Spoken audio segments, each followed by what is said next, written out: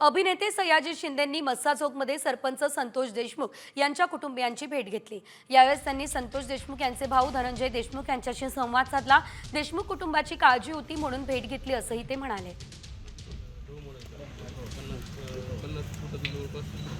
त्यांच्याबरोबर आहोत आपण, नेहमीच चांगल्या माणसांबरोबर असले पाहिजे आणि प्रत्यक्ष भेटून बोलायचं होतं त्याच्याशी, मुलाशी, त्यामुळे भेटलो, बोललो आणि न्यायाच्या गोष्टी तर होत राहतीलच, व्हायलाच पाहिजेत, लवकर होतील अशी अपेक्षा ठेवूयाच आपण।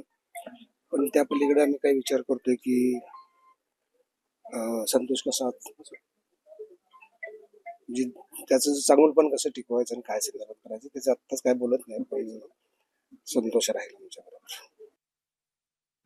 तर एकंदरीत आपण जर बघितलं तर यावेळेस सयाजी शिंदे यांनी आता ही भेट घेतलेली आहे। तर त्यांनी देशमुख कुटुंबाची भेट घेत त्यांचं सांत्वन सुद्धा केलं असल्याचं एकंदरीत आपल्याला बघायला मिळतंय।